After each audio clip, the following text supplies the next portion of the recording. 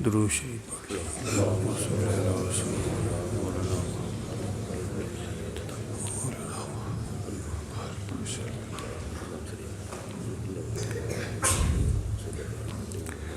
بسم اللہ الرحمن الرحیم نحمدہ ونصلی علی رسولہ الکریم وعلی آلہ وصحبہ وآل بیتہ اجمعین، اما بعد۔ ایک حدیث میں حضور صلی اللہ علیہ وسلم نے اپنی امت کو یہ تعلیم دی ہے کہ اپنے گھر والوں کو ادب سکھاتے رہو، اللہ سے ڈراتے رہو، اپنے گھر والوں کو اچھی عادات کی تلقین کرتے رہو، یعنی ادب سکھاتے رہو اور اللہ سے ڈراتے رہو۔ بلکہ ایک حدیث میں حضور صلی اللہ علیہ وسلم نے گھر والوں کو اچھی تعلیم دینے والے کو دعا دی ہے کہ اللہ اس پر رحم فرمائے۔ آپ نے دعا دی ہے جو اپنے گھر والوں کو تنبیہ کرتا رہتا ہے۔ اور ایک حدیث میں فرمایا کہ جو آدمی اپنی اولاد کو کوئی اچھی تعلیم دیتا ہے کسی اچھے طریقے کی، تو ایک سا صدقہ کرنے سے بہتر ہے فرمایا۔ اللہ کمی بیشی معاف فرمائے۔ یعنی صدقہ کرنے سے فرمایا یہ بہتر ہے کہ اپنے بچوں کو، اپنے گھر والوں کو جو اچھی عادات کی تعلیم دے۔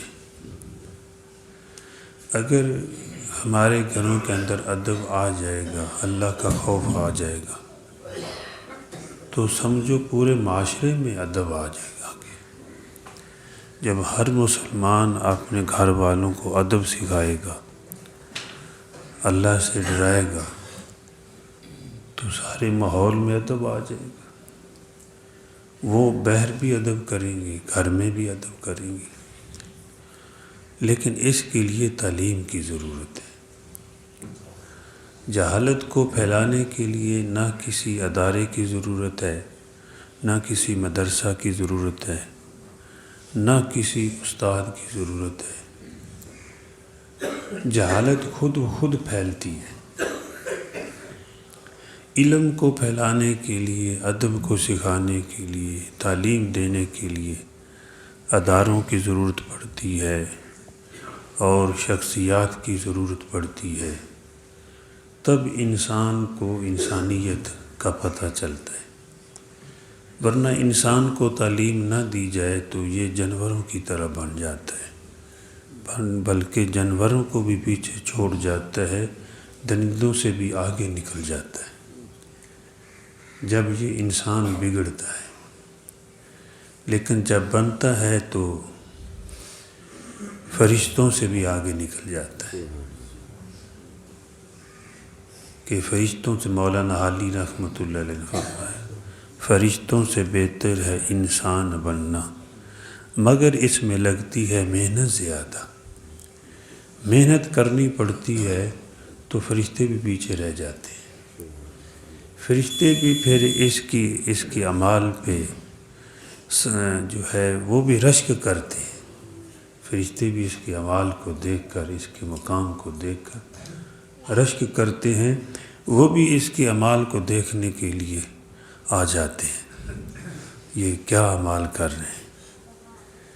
لیکن نہ تعلیم ہو، یہ ادب نہ ہو، خدا کا ڈر نہ ہو، تو پھر بھائی نہ اپنوں کی کوئی عزت کرتا ہے، نہ دوسروں کی کرے گا۔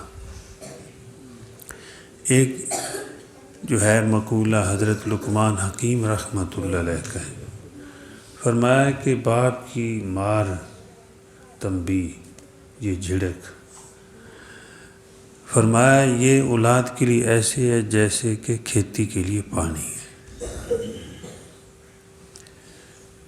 اور شیخ سعدی رحمۃ اللہ علیہ فرماتے ہیں کہ جس نے استاد کی مار نہیں کھائی وہ زمانے کی مار کھاتا ہے۔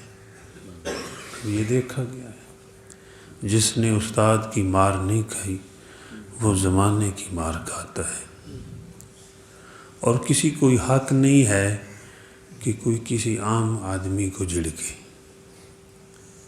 یہ بھی ایک ادا میں سے ہے کہ باپ اپنے بچوں کو تنبیہ کرے، استاد اپنے شاگردوں کو کرے، شیخ اپنے مریدوں کو کرے، افسر اپنے ماتحت کو کرے۔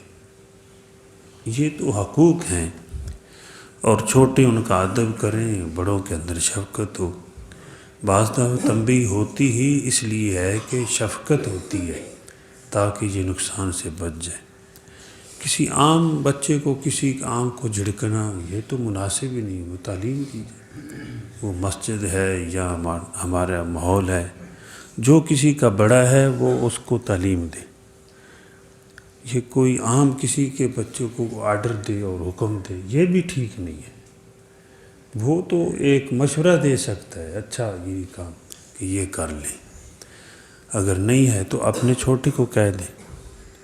تو ان چیزوں کا جب لحاظ کیا جاتا ہے تو میرے بھائیوں، دوستوں، بزرگوں، پھر معاشرے کے اندر ایک خوشگواری آتی ہے، اور ایسا معاشرہ پھر قائم ہوتا ہے کہ قومیں رشک کرتی ہیں۔ اگر یہ بڑے بڑے بن کر رہے، چھوٹے چھوٹے بن کر رہے، اور ہر آدمی اپنے مقام کو اور دوسرے کے مقام کو پہچانے، اپنی ذمہ داری کو پہچانے، اور دوسرے کو جو حقوق ہیں ان کو پہچانے، تو پھر دوسری قومیں ایسی قومیں پہ رشک کرتی ہیں۔ اللہ جل جلالہ مجھے بھی اور آپ کو، بلکہ پوری دنیا کے مسلمانوں کو عمل کی توفیق عطا فرمائے۔ الحمدللہ رب العالمین، والصلاة والسلام علی سید المرسلین۔ اللہم انت السلام و منک السلام، تبارکت یا ذا الجلال والاکرام۔ صلی اللہ تعالی علی خیر خلقہ محمد وعلی آلہ واصحابہ وآل بیتہ اجمعین برحمتک یا ارحم الراحمین، آمین۔